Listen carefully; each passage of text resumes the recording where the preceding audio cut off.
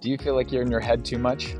Turns out our thoughts can really add to our stress, anxiety, overwhelm, depressed mood. It can really throw us for a loop. So luckily we can put pen to paper, and today I am going to share with you 5 journal prompts that are gonna help bring us down from our minds and back into our lives. Stay tuned.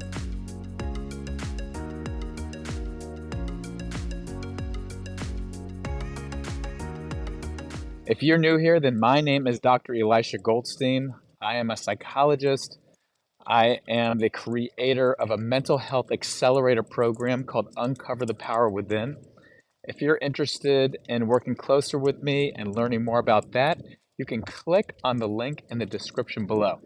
So over the past 2 decades as a psychologist and an author and someone who's been very vocal about his own mental health journey, I've collected a series of questions that can help us bring more inspiration of presence, awareness, self-compassion, and even purpose into our lives.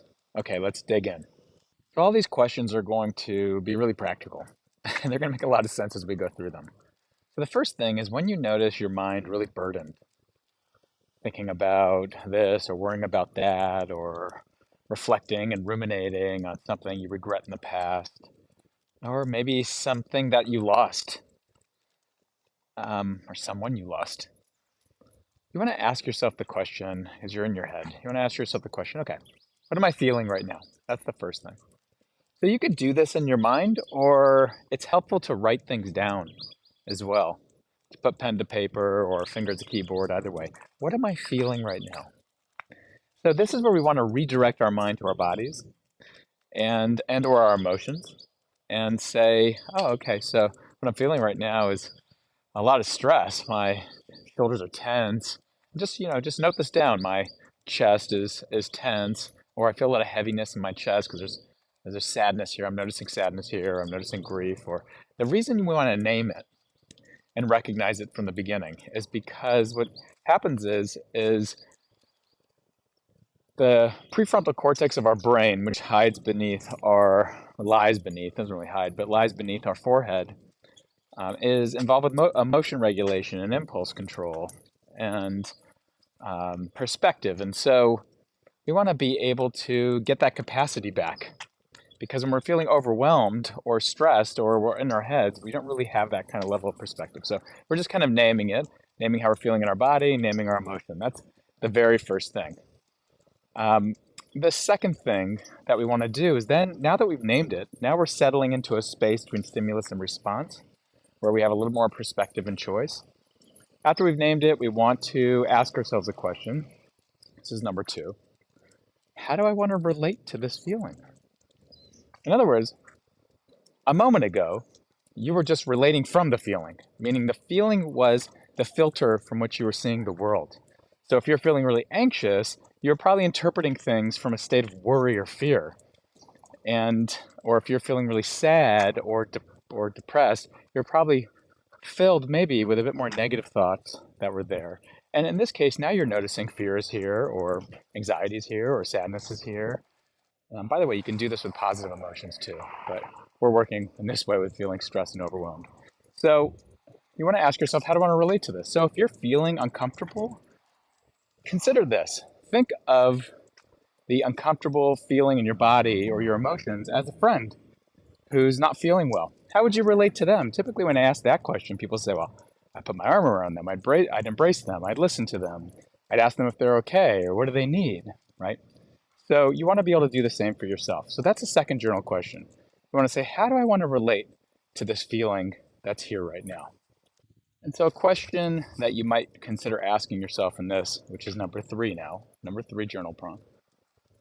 What is it I'm actually needing? In other words, it's very likely that before you started this exercise, you were more on autopilot. So that means your nervous system was trying to move away from the feeling, not understanding what you were needing and moving in the direction of that. In other words, one of the number 1 ways we avoid discomfort is by thinking more, because your mind jumps into problem-solving mode. I need to figure this out, or think about all the terrible scenarios that are going to be up and coming so that I can guard against them. So meanwhile, you create anxiety, or you say, I got to think about all the things in the past so I don't repeat history. Meanwhile, you kind of are considering regrets or things you wish were different, and you start creating more grief. So in this case, what we're doing is we're saying, what am I actually needing right now? We're in that space between stimulus and response, where choice, possibility, and growth lie. And we're saying, what am I actually needing right now? And so what you might realize is that I'm feeling really uncomfortable right now. So what I'm really needing, or I'm feeling sad, what I really need is to take care of myself, or put my hands on my heart, or I need to talk to a friend, or I need to just go outside and go on a walk right now. So create, as you're journaling this, a whole array. Maybe create your top 10 needs. And what could those be, your top 5? What could those be? Um, and then begin to engage them. So you're creating a little bit of a system here for you to recalibrate yourself when you're up in your head a whole lot.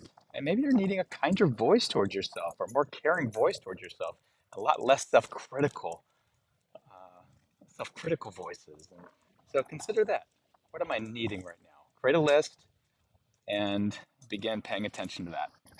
Another great thing we can do, or here asynchronously together right now, is if you can comment below and just say, what emotion do you typically hold on to?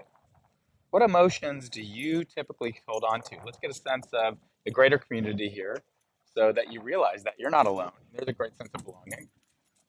Whatever you're holding on to and experiencing is a human experience. And so just meaning you're being very human. So what are you holding on to? Go ahead and you can pause the video, click below, and share. So here's the question now. Number 4.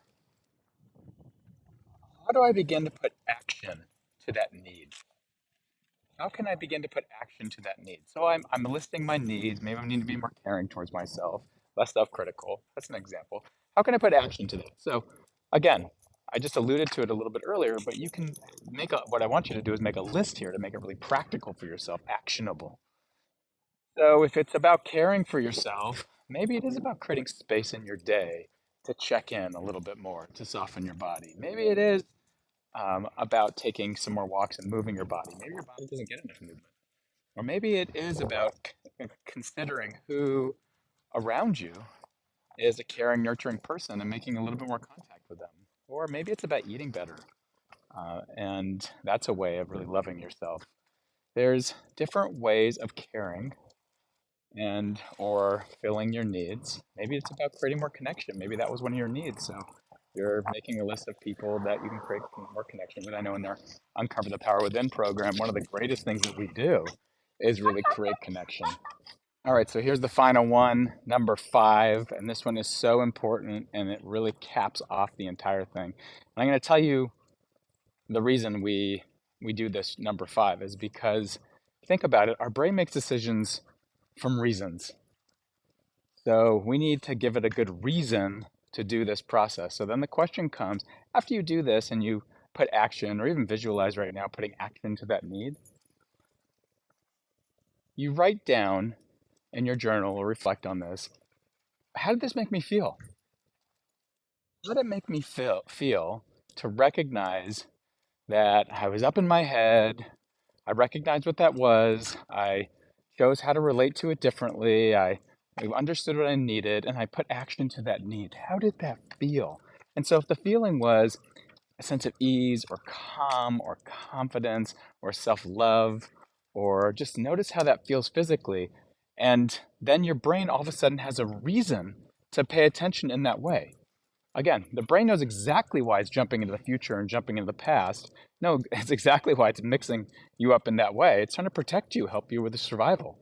But what we want to do is give it reasons to pay attention in a different way. So after you take action to what you need, ask yourself, how do I feel? How is this making me feel?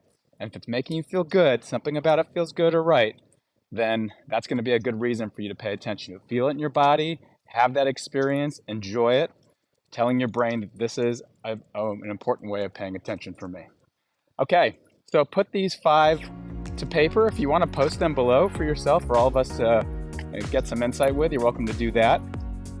Otherwise, feel free to comment, like, and subscribe, especially if you're new here. We put out great new mental health tips every week. Sometimes we do these walks, we'll call them therapy walks.